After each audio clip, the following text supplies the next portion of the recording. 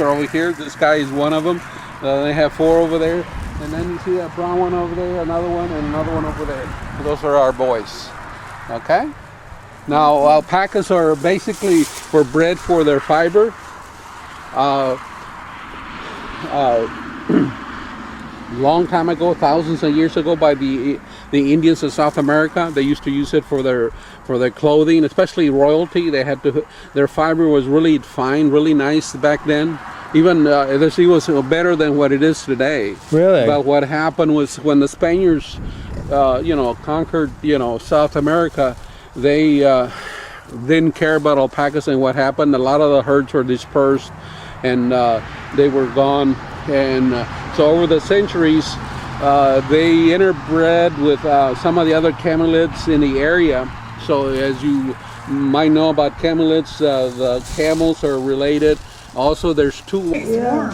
I got this idea from the Cornell website on ornithology, because they apparently have a big department there. I didn't know that. And they suggested getting the suet cages and then stuffing it with fur or fiber. Yeah, we use these for our woodpeckers. Okay. Yeah. It gives them nesting material in the spring and attracts birds to your area. So I've made up some little fillers, and I don't know if people really cared to know, but I put the name in of the alpaca in their faces on the package. So this is who contributed to this little package. If you use pet fur, you shouldn't use it if you put frontline or something on your dog to kill fleas, because it could kill the birds.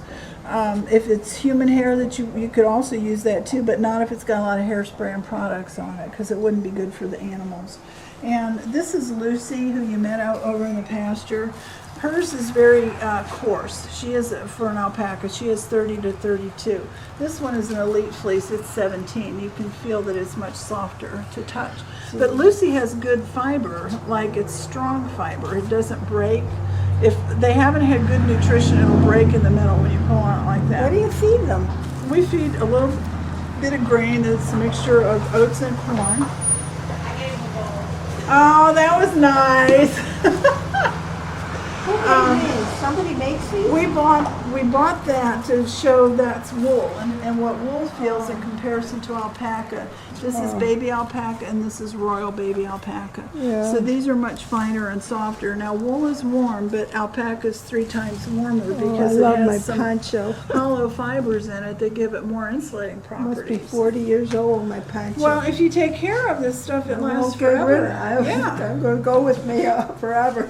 And you can, to process it, I would card it, and then I get these bats off of it, and then it's ready to spin. It doesn't have to be washed. Sheep's wool has to be washed before you spin it, because you can't card it. It's got the lanolin on it that would gum up your carder. But alpaca, like this, is right off the animal. So it's not, it doesn't feel goofy and this and that like the sheep's wool does. But everything has its own purpose in terms of how you use it and what you do with it. My husband's building me a fiber tumbler over there, which gets the dust out of it as well as the hay and that. And then it's ready to process. It takes almost an hour to pick through a big bag of this stuff and pick out any hay. It's forever doing this. So this, having this, when he finishes it, is going to make it go really fast. Do you have questions about them? I'm going to take this card to show to my You want to see the store? You can see the products that are made from them if you're interested. Where's the store? It's just right up front. Are American made on the West Coast. But most of we need 500,000 alpacas in the United States to make a viable fiber industry.